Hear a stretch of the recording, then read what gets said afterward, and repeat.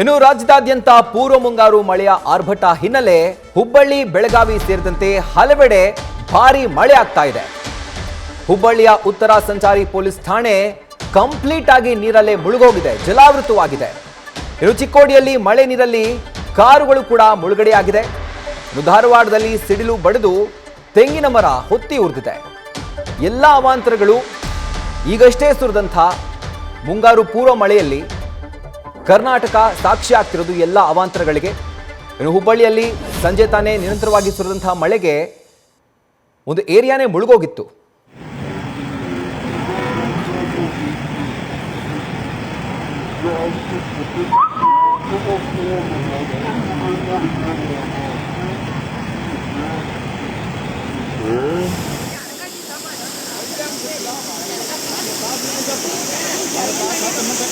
स्वामी महिन्यात स्वामी गाडीच्या वेळेस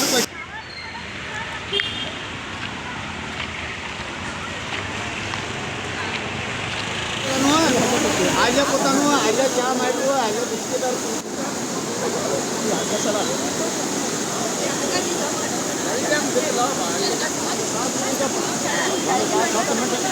स्वामी महिन्यात स्वामी गाडीच्या वेळेस पटेलानो आल्या पोतानो आल्या चहा मांडू आल्या बिस्किट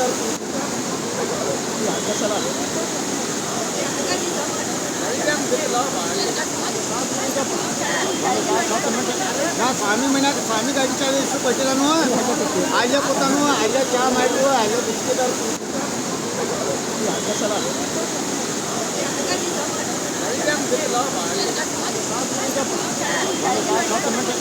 स्वामी महिन्यात स्वामी गाडीच्या वेळेस पटेलानो आल्या पोतानो आल्या चहा मांडू आल्या बिस्किट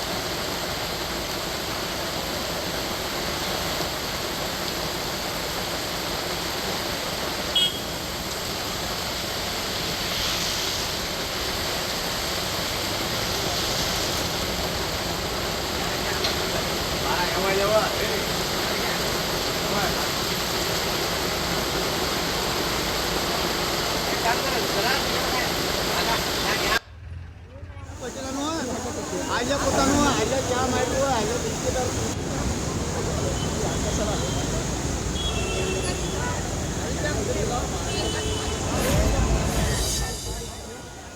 ಈ ದೃಶ್ಯಾವಳಿಗಳು ಪೂರ್ವ ಮುಂಗಾರು ಯಾವ ರೀತಿಯಾದಂತಹ ಒಂದು ಅವಾಂತರವನ್ನ ಉತ್ತರ ಕರ್ನಾಟಕ ಭಾಗದಲ್ಲಿ ಸೃಷ್ಟಿ ಮಾಡಿದೆ ಅನ್ನೋದಕ್ಕೆ ಇದು ಬೆಸ್ಟ್ ಎಕ್ಸಾಂಪಲ್. ಒಂದು ಹುಬ್ಬಳ್ಳಿಯಲ್ಲಿ ಸಂಚಾರಿ ಪೊಲೀಸ್ ಠಾಣೆ ಕಂಪ್ಲೀಟ್ ಆಗಿ ನೀರಲ್ಲಿ ಮುಳುಗೋಗಿದ್ರೆ ಮಳೆ ನೀರಿನಲ್ಲಿ, ಇನ್ನೊಂದು ಕಡೆ ಚಿಕ್ಕೋಡಿಯಲ್ಲೂ ಕೂಡ ರಸ್ತೆಯಲ್ಲಿ ನದಿಯ ರೀತಿ ಮಳೆ ನೀರು ಹರಿತಾ ಇದೆ, ಅದನ್ನು ಕೂಡ ನೀವು ಗಮನಿಸಬಹುದು. ಮತ್ತೊಂದು ಕಡೆ ಧಾರವಾಡದಲ್ಲಿ ಸಿಡಿಲು ಬಡಿದು ತೆಂಗಿನ ಮರಕ್ಕೆ ಬೆಂಕಿ ಹೊತ್ಕೊಂಡಿದೆ. ಸೊ ಈ ಮೂರು ದೃಶ್ಯಾವಳಿಗಳು ಏನಪ್ಪ ಅಂತಂದ್ರೆ ಪೂರ್ವ ಮುಂಗಾರು ಒಂದು ಮಳೆ ಆರ್ಭಟ ಏನಾಗ್ತಿದೆ ಅದರಿಂದಾಗಿ ಉಂಟಾಗಿರುವಂಥ ಅವಾಂತರಗಳು. ಸಂಜೆ ತಾನೇ ನಾವು ಹೇಳಿದ್ವಿ, ನ್ಯೂಸ್ ಫಸ್ಟಲ್ಲಿ ನಾವೊಂದು ಎಕ್ಸ್ಕ್ಲೂಸಿವ್ ವಿಜುವಲ್ಸನ್ನು ತೋರಿಸಿದ್ವಿ ಹುಬ್ಬಳ್ಳಿಯಲ್ಲಿ ಯಾವ ರೀತಿ ಜಲಾವೃತವಾಗಿತ್ತು ಅಂತ. ಆದರೂ ಇನ್ನೂ ಅಲ್ಲಿಗೆ ಯಾವುದೇ ಅಧಿಕಾರಿಗಳು ಬಂದು ಅಥವಾ ಜನಪ್ರತಿನಿಧಿಗಳು ಅಲ್ಲಿಗೆ ಬಂದು ಸರಿಯಾಗಿ ಒಂದು ತಪಾಸಣೆ ಮಾಡದೆ ಅಥವಾ ಅದಕ್ಕೆ ಪರಿಹಾರ ಕಂಡುಕೊಳ್ಳದೆ ಇರೋದ್ರಿಂದ ಈಗ ಸಂಚಾರಿ ಪೊಲೀಸ್ ಠಾಣೆ ಕೂಡ ಹುಬ್ಬಳ್ಳಿಯ ಉತ್ತರ ಸಂಚಾರಿ ಪೊಲೀಸ್ ಠಾಣೆ ಜಲಾವೃತವಾಗಿದೆ. ಮತ್ತೊಂದು ಕಡೆ ಚಿಕ್ಕೋಡಿಯಲ್ಲಿ ಆ ಒಂದು ಸಮಸ್ಯೆ ಏನು ಭಿನ್ನವಾಗೇನಿಲ್ಲ, ಚಿಕ್ಕೋಡಿಯಲ್ಲೂ ಕೂಡ ಅದೇ ಥರ ವರುಣ ಆರ್ಭಟಿಸಿರೋದ್ರಿಂದ ಅಲ್ಲೂ ಕೂಡ ನದಿ ರೀತಿ ರಸ್ತೆಗಳುಂಟಾಗಿರೋದು, ರಸ್ತೆ ಮೇಲೆ ಯಾವ ರೀತಿ ನದಿಯಲ್ಲಿ ನೀರು ಹರಿಯುತ್ತೋ ಆ ಥರ ಹರಿತಾ ಇದೆ. ಇನ್ನು ಮತ್ತೊಂದು ಕಡೆ ಧಾರವಾಡದಲ್ಲಿ ಆಗಲೇ ಅಂದರೆ ಸಾಯಂಕಾಲದೊತ್ತು ಕೂಡ ಮರಗಳು ಧರೆಗುರುಳಿತ್ತು. ಈಗ ತೆಂಗಿನ ಮರಕ್ಕೆ ಸಿಡಿಲು ಬಡಿದು ತೆಂಗಿನ ಮರಕ್ಕೆ ಬೆಂಕಿ ಹೊತ್ಕೊಂಡಿದೆ. ಮೂರು ದೃಶ್ಯಾವಳಿಗಳನ್ನ ನೀವು ನ್ಯೂಸ್ ಫಸ್ಟ್ನಲ್ಲಿ ಗಮನಿಸ್ತಾ ಇದ್ದೀರಿ. ಒಂದು ಹುಬ್ಬಳ್ಳಿಯಿಂದ, ಮತ್ತೊಂದು ಚಿಕ್ಕೋಡಿಯಿಂದ, ಮಗದೊಂದು ಧಾರವಾಡದಲ್ಲಿ ಯಾವ ರೀತಿ ಪೂರ್ವ ಮುಂಗಾರಿನ ಆರ್ಭಟ ಈಗಾಗಲೇ ಉತ್ತರ ಕರ್ನಾಟಕ ಭಾಗದಲ್ಲಿ ಶುರುವಾಗಿದೆ. ಅದಕ್ಕೆ ನೀವು ನೋಡ್ತಿರುವಂತಹ ವಿಜುವಲ್ಸ್ಗಳೇ ಸಾಕ್ಷಿ. ಕಳೆದ ವರ್ಷ ಕೂಡ ಇದೇ ಥರದ ಒಂದು ಆರ್ಭಟ ಆಗಿತ್ತು. ಮುಂಗಾರು ಮಳೆಯಿಂದಾಗಿ ಅನೇಕ ಪ್ರದೇಶಗಳಲ್ಲಿ ನೀರು ತುಂಬಿ ನೆರೆಯ ಪರಿಸ್ಥಿತಿ ಉಂಟಾಗಿತ್ತು. ಈಗ ಮುಂಗಾರು ಸ್ಟಾರ್ಟೇ ಆಗಿಲ್ಲ, ಪೂರ್ವ ಮುಂಗಾರಿನಲ್ಲೇ ಈ ರೀತಿಯಾಗಿ ಮಳೆ ಆಗ್ತಿದೆ ಹಾಗೂ ಇದರಿಂದಾಗಿ ಜನರು ಪರದಾಟವನ್ನು ನಡೆಸುವಂಥ ಒಂದು ಪರಿಸ್ಥಿತಿ ಈ ಮಳೆಯಿಂದಾಗಿ ಅಲ್ಲಿ ನಿರ್ಮಾಣವಾಗಿರೋದು. ಒಂದು ಎಕ್ಸ್ಕ್ಲೂಸಿವ್ ದೃಶ್ಯಗಳನ್ನ ನ್ಯೂಸ್ ಫಸ್ಟ್ನಲ್ಲಿ ಗಮನಿಸ್ತಾ ಇದ್ದೀರಿ. ಸಂಚಾರಿ ಪೊಲೀಸ್ ಠಾಣೆನೇ ಮಳೆ ನೀರಲ್ಲಿ ಮುಳುಗೋಗಿರೋದು ಹುಬ್ಬಳ್ಳಿಯಲ್ಲಿ ನಡೆದಿರುವಂಥ ಒಂದು ಘಟನೆ. ಇನ್ನು ಚಿಕ್ಕೋಡಿಯಲ್ಲಿ ರಸ್ತೆ ಮಧ್ಯೆನೇ ನದಿ ರೀತಿ ಮಳೆ ನೀರು ಹರಿದು ಹೋಗ್ತಾ ಇದೆ. ವಾಹನ ಎಲ್ಲವೂ ಕೂಡ ಈ ನೀರಲ್ಲಿ ಮುಳುಗಡೆ ಆಗಿದೆ. ಹಾಗೂ ಮಗದೊಂದು ಕಡೆ ಧಾರವಾಡದಲ್ಲಿ ಸಿಡಿಲು ಬಡಿದು ತೆಂಗಿನ ಮರಕ್ಕೆ ಬೆಂಕಿ ಹೊತ್ಕೊಂಡಿರುವಂತಹ ಒಂದು ವಿಜುವಲ್ಸ್ ಅನ್ನ ನ್ಯೂಸ್ ಫಸ್ಟ್ ಅಲ್ಲಿ ಎಕ್ಸ್ಕ್ಲೂಸಿವ್ ಆಗಿ ಗಮನಿಸ್ತಾ ಇದ್ದೀರಿ.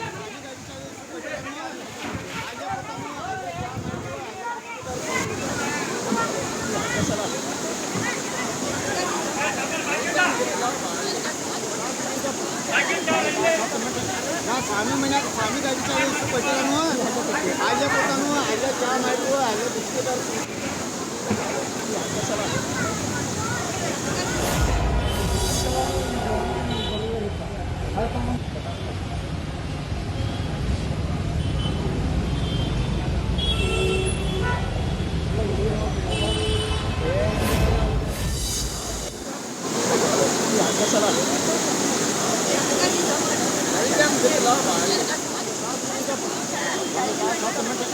ಸ್ವಾಮಿ ಮನ್ಯಾಗ ಸ್ವಾಮಿ ಗಾಡಿ ಚಾಲು ಇಷ್ಟು ಕೊಟ್ಟಿದ್ದಾನು, ಅಲ್ಲೇ ಕೊಡ್ತಾನು, ಅಲ್ಲೇ ಚಾ ಮಾಡಿದ್ವು, ಅಲ್ಲೇ ಬಿಸ್ಕಿಟ್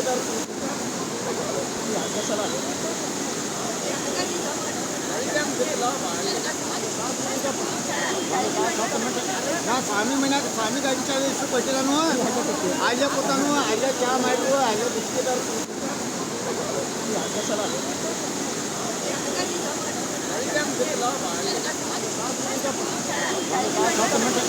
ಸ್ವಾಮಿ ಮನ್ಯಾಗ ಸ್ವಾಮಿ ಗಾಡಿ ಚಾಲು ಇಷ್ಟು ಕೊಟ್ಟಿದ್ದಾನು, ಅಲ್ಲೇ ಕೊಡ್ತಾನು, ಅಲ್ಲೇ ಚಾ ಮಾಡಿದ್ವು, ಅಲ್ಲೇ ಬಿಸ್ಕಿಟ್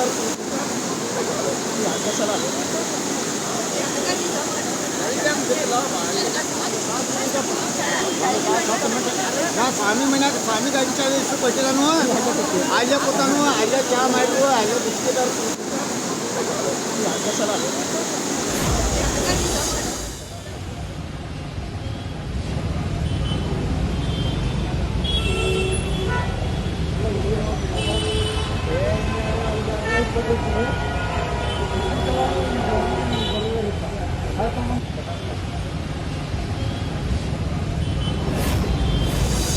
ಸ್ವಾಮಿ ಮನ್ಯಾಗ ಸ್ವಾಮಿ ಗಾಡಿ ಚಾಲು ಇಷ್ಟು ಕೊಟ್ಟಿದ್ದಾನು, ಅಲ್ಲೇ ಕೊಡ್ತಾನು, ಅಲ್ಲೇ ಚಾ ಮಾಡಿದ್ವು, ಅಲ್ಲೇ ಬಿಸ್ಕಿಟ್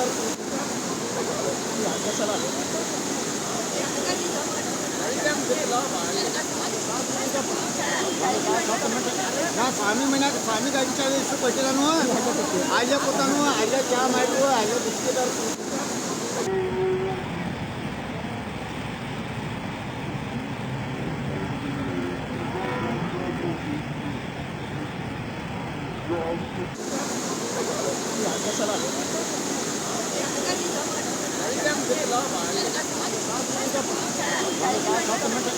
ಸ್ವಾಮಿ ಮನ್ಯಾಗ ಸ್ವಾಮಿ ಗಾಡಿ ಚಾಲು ಇಷ್ಟು ಕೊಟ್ಟಿದ್ದಾನು, ಅಲ್ಲೇ ಕೊಡ್ತಾನು, ಅಲ್ಲೇ ಚಾ ಮಾಡಿದ್ವು, ಅಲ್ಲೇ ಬಿಸ್ಕಿಟ್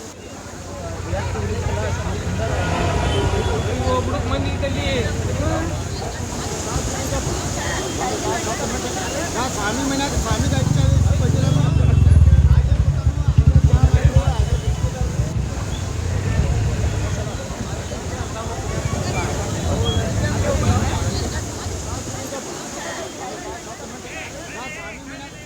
ಇದ್ರ ಬಗ್ಗೆ ಹೆಚ್ಚಿನ ಡೀಟೇಲ್ಸ್ ಅನ್ನ ಕೊಡೋದಕ್ಕೆ ನಮ್ಮ ಪ್ರತಿನಿಧಿ ಸಂಜಯ್ ಅವರು ಈಗ ಫೋನಿನ ಸಂಪರ್ಕದಲ್ಲಿದ್ದಾರೆ. ಸಂಜಯ್, ನಿರಂತರವಾಗಿ ಸುರಿದಂಥ ಮಳೆಯಿಂದಾಗಿ, ಪೂರ್ವ ಮುಂಗಾರಿನ ಮಳೆಯಿಂದಾಗಿ ಚಿಕ್ಕೋಡಿ ಆಲ್ಮೋಸ್ಟ್ ಮುಳುಗೋಗಿದೆ. ವಾಹನ ಸಂಚಾರಕ್ಕೂ ಕೂಡ ಅಲ್ಲಿ ಸಮಸ್ಯೆ ಆಗಿರೋದು, ಜನರು ಓಡಾಡೋಕ್ಕೂ ಕೂಡ ಅಲ್ಲಿ ಕಷ್ಟದ ಪರಿಸ್ಥಿತಿ ಉಂಟಾಗಿರೋದು. ಹೆಚ್ಚಿನ ಡೀಟೇಲ್ಸ್ ಕೊಡೋ ಹಾಗಿದ್ರೆ. ಹಲೋ,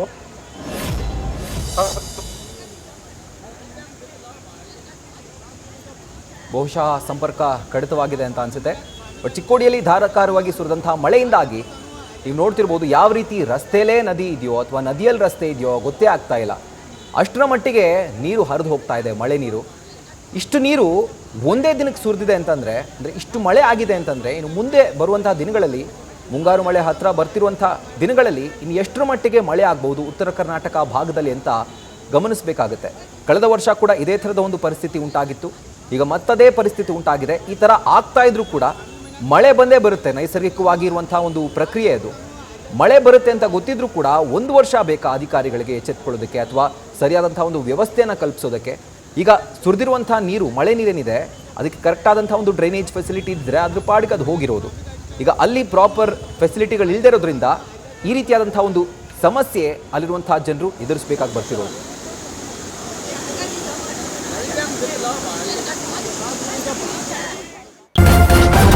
ನ್ಯೂಸ್ ಫಸ್ಟ್ ನಿರ್ಭೀತಿಯಿಂದ ನಿಮ್ಮ ಪರವಾಗಿ.